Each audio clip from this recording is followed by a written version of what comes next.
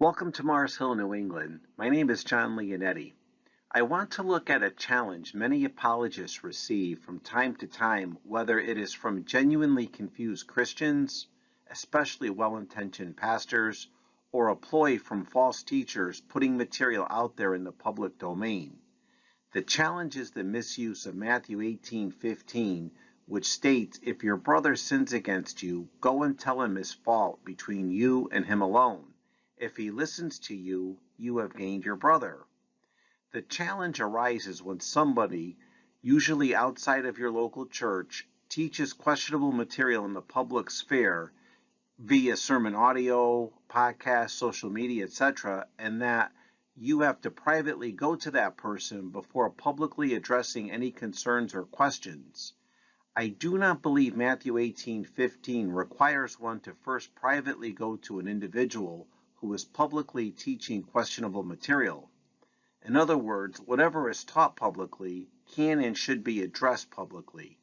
Before I address this challenge, let me say up front, if you are in a church where you are generally getting good teaching and the pastor says something you may disagree with, I would strongly suggest you go to him in private with your question unless you ask it after service in front of other members and especially the elders.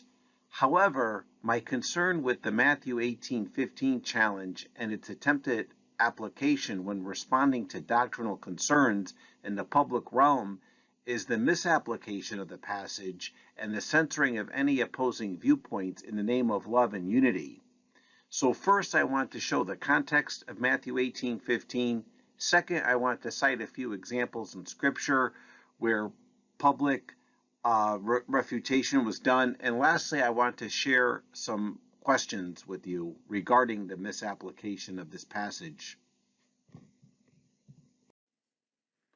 Here is the passage of Scripture in its context. Let's start with verse 15.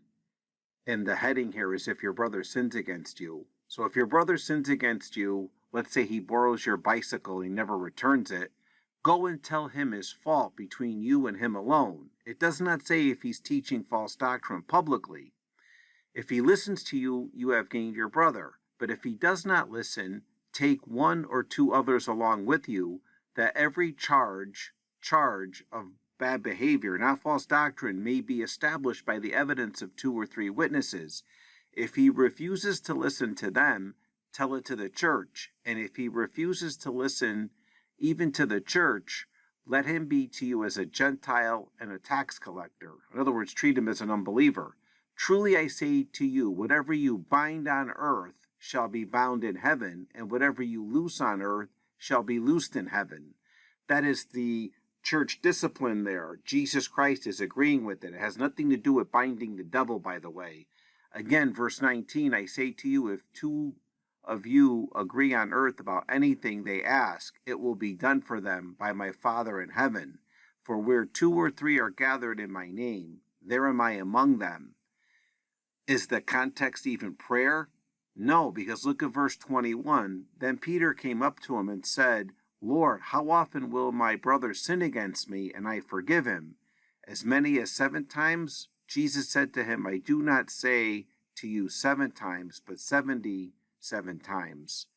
Peter did not say what powerful prayer principles you've just taught us here about binding and loosing and 2 or 3 gathered. The whole context is church discipline, not addressing false doctrine that's taught publicly.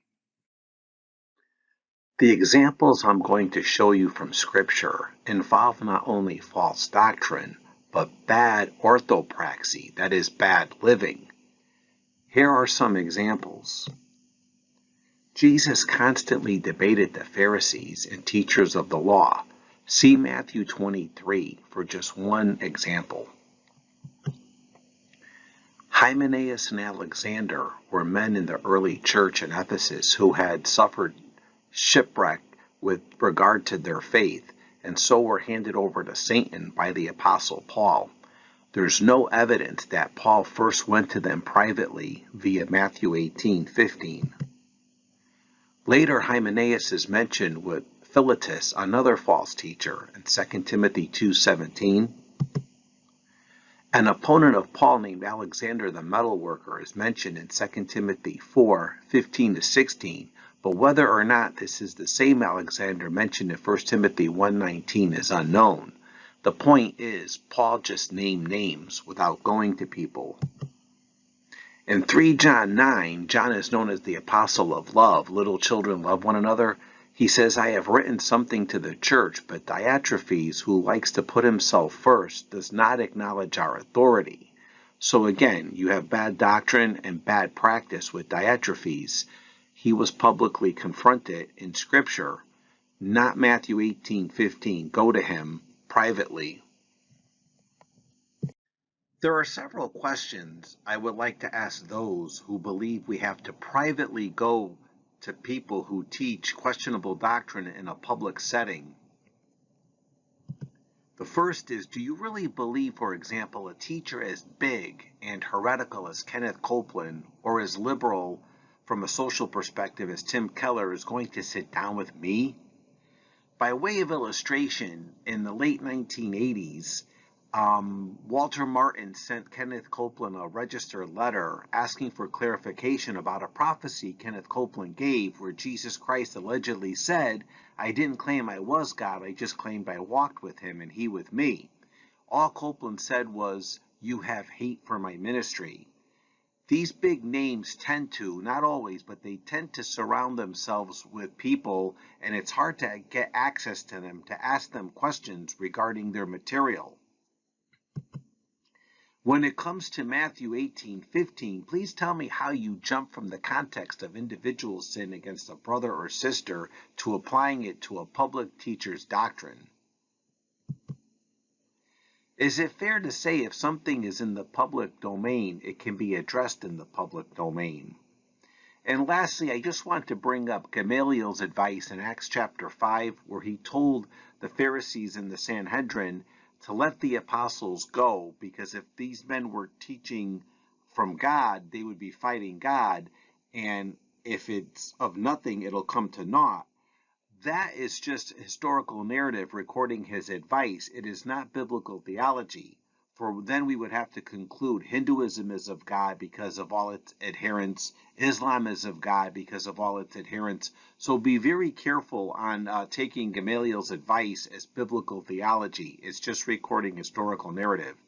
Get out there, question everyone, earnestly contend for the faith. God bless you.